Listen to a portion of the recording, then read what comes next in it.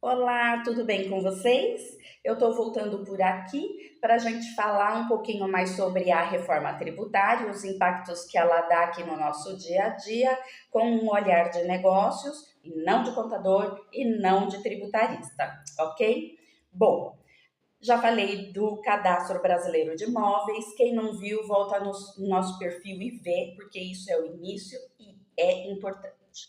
Hoje eu vou falar aqui da sistemática da tributação da lei da reforma tributária. O que é que está acontecendo que está apavorando tanto o pessoal? O que o pessoal está falando é, vai ter uma tributação de mais de 44% e tal.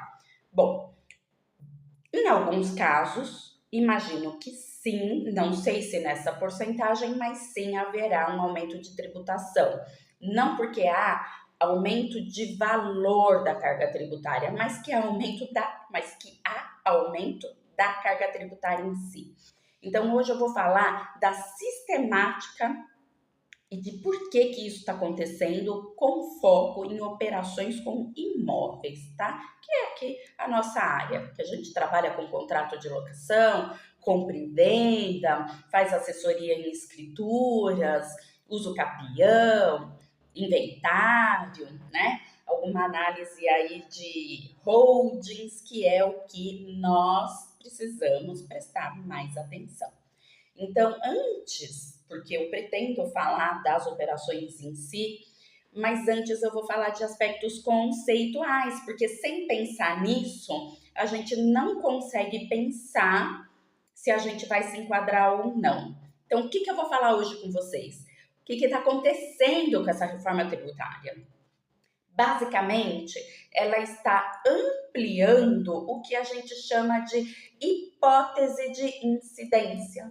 Algumas atividades que não eram tributadas como bens e serviços agora passam a ser. Então, compra e venda de imóvel, por exemplo, locação, por exemplo. Mesmo para as empresas que exercem atividade econômica nesta área, passa a ser tributada. Como era antes da reforma tributária? O contrato de compra e venda, o contrato de locação e o recibo demonstrava a renda e paga o imposto de renda. E a empresa na atividade econômica paga a tributação que ela tiver conforme o seu regime jurídico tributário. Com a reforma tributária, o que acontece? Dois aspectos importantes.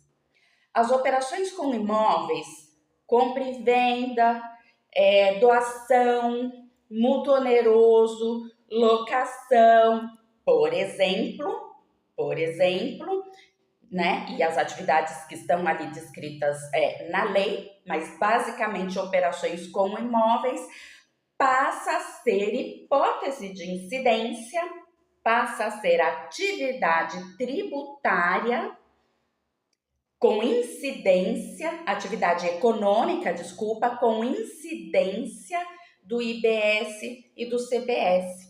Então, se estiver enquadrado nos critérios dessa lei, tanto as empresas e pessoas que já estão dentro da atividade econômica, quanto pessoas físicas que passam a ser vistas como atividade econômica, passam a ser tributado além do imposto de renda, com IBS e CBS, tá certo? Bom, para quem é da atividade, para quem exerce atividade econômica, para quem já tem lá o seu regime jurídico de tributação, o que precisa observar? Precisa observar quais são as reduções que tem base de cálculo, se ela está dentro de um regime jurídico geral, diferenciado ou específico, para ver o que ela consegue abater, porque agora esses impostos passam a prever reduções, para poder fazer um planejamento e se enquadrar dentro de um regime jurídico melhor para ela, tá certo?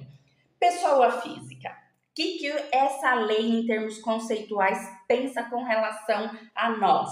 Aí eu estou falando da pessoa física que compra imóvel para vender, que constrói para vender, que vai lá, compra em leilão para vender, que compra imóvel com o objetivo de ter um ativo imobiliário para locação, mas que não é empresa e que não exerce essa atividade econômica no seu dia a dia. Sou eu, é você, é qualquer um, mas que usa o seu dinheiro com essas atividades como em forma de renda, né? De aumentar a sua renda. Essas pessoas, elas dependendo do volume de transações e dependendo da habitualidade dessas transações, nós passamos a ser vistos como exercendo uma atividade econômica e comercial. Então, existem alguns critérios para essa identificação. E aí a gente tem que ver como que nós vamos fazer. Se vai ter alguma disposição específica para que a gente possa fazer as nossas declarações e cumprir as nossas obrigações acessórias, como emitir nota fiscal, por exemplo, ou se nós vamos ter que abrir algum CNPJ específico ou algum CNPJ para isso. Mas a gente, no curso desse ano de 2026, vai precisar começar a analisar qual é a nossa habitualidade e qual é o volume das nossas transações e dos nossos negócios jurídicos relacionados aos imóveis. Quanto a gente vende, quanto a gente compra, quanto tempo a gente leva para vender aquele imóvel que a gente comprou, quanto que a gente loca. É isso que a gente vai observar. E falando em termos conceituais, o que acontece? Acontece que agora a gente tem que observar os nossos documentos, porque a partir do momento que a gente passa a ser visto como contribuinte não mais só do imposto de renda, mas do IBS e do CBS, a gente não tem mais só o contrato e o recibo como documentos declaratórios daquelas operações ou daquela movimentação financeira. A gente passa a ter que emitir nota fiscal nacional de alienação de bens imóveis, para o caso da venda, e nota fiscal de serviços, para o caso da locação. Tá certo? Então fica aqui com a gente que ao longo do tempo eu vou detalhar um pouquinho mais aí esses critérios de volume de transações e habitualidade com vocês. Até a próxima!